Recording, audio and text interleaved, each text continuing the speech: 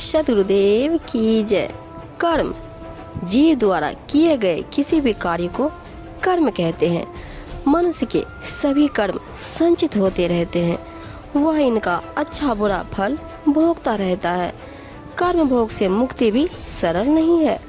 कर्म फल के भोग से मुक्ति पाने के लिए कर्म का उद्देश्य और स्वरूप बदलना आवश्यक है। कर्म के विभिन्न रूप हैं, जिन कर्मों को करने के लिए मनुष्य विवश है, वे कर्म का पहला रूप है। जीव अपनी रक्षा दृष्टि से जो भी कर्म करता है, वे सभी इसके अंतर्गत आते हैं।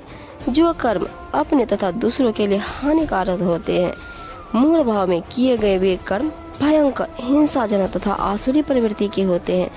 अपने हित के लिए मोहवश किए गए सभी कर्म स्वार्थी होते हैं, जबकि निष्काम भाव से दूसरों के हित में किए जाने वाले कर्म परमार्थी कहलाते हैं।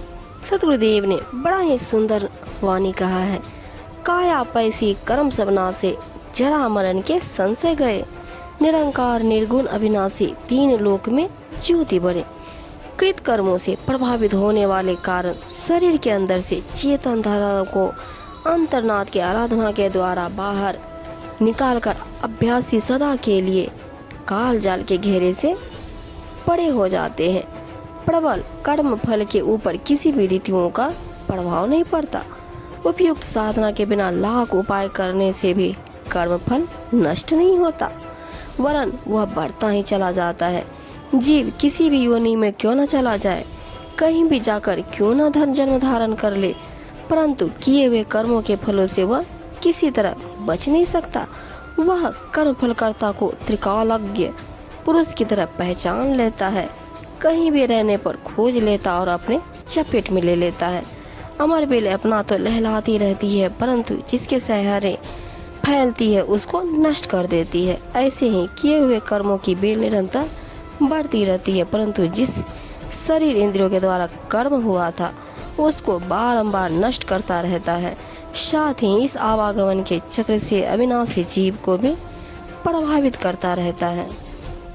किए हुए कर्मों का करोड़ों कल्पों में भी नाश नहीं होता, अतः शुभ एवं अशुभ जो भी कर्म किए हो उन्हें भोगना ही पड़ता है। अशुभ कर्मों से नरक और शुभ कर्मों से मनुष्यों को स्वर्ग की प्राप्ति होती है। ऐसा कहा गया है, जन्म भला बुरा कम ज्यादा जो भी हो, उन दोनों का क्षय हो जाने पर मुक्ति होती ही है। कर्म कांड में 3 प्रकार का कर्म कहा गया है, पूर्व संचित, प्रारब्ध और क्रियामान। ये सभी बंधन कारक होते हैं। पूर्व जन्म में किए हुए कर्मों को संचित कर्म कहते हैं। जो शरीर द्वारा फल रूप में भोगे जाते हैं उन्हें प्रारब्ध कर्म कहते हैं। और इस जन्म द्वारा जो शुभ अथवा अशुभ कर्म इस समय किया जा रहा है उसे विद्वान लोग क्रियामान कर्म कहते हैं। उनमें प्रारब्ध कर्मों का भोग करने पर ही क्षय होता है और कोई उपाय नहीं है। कबीर साहब जी अपनी साखी में कहते हैं, प्रारब्ध पहले बना पीछे बना शरीर, कबीर अचंभा है यही मन नहीं बांधे धीर। कहते हैं, जिस प्राणी को निश्चित रूप से भोगना ही पड़ता है, उस प्रारब्ध की रचना उसके अपने शरीर निर्माण से पहले ही हुई है। कबीर जी कहते हैं, यही आश्चर्य है कि यह सब जानकर भी मन को धैर्य बंधता, अर्थात वह कर्म फल से आशंकित रहता है। दुख लेने जावे नहीं आवे आचा बूझ, सुख का पहरा होएगा दुख करेगा कुछ। कहते हैं, दुख का नाम लेते ही सब दुख से व्याकुल होने लगते हैं, इसलिए दुख लेने के लिए कोई नहीं जाता है।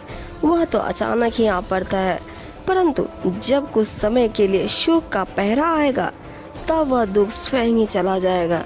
जीवन में कर्मानुसार सुख दुख का आना जाना लगा ही रहता है। लिखा मिटे नहीं कर्म का, गुरु कर भज हरि नाम, सीधे मार्ग नित चले दया धर्म विश्राम। कर्मानुसार जैसा अपना भाग्य बनाया है वह मिट नहीं सकता, अतः इससे निश्चित रहना चाहिए। सद्गुरु की शरण में जाकर परमात्मा के नाम ज्ञान का ध्यान भजन कर नित्य ही दया धर्म के सन्मार्ग पर चलना चाहिए। इसी से जीवन में विश्राम प्राप्त होगा, अर्थात जीवन का कल्याण होगा।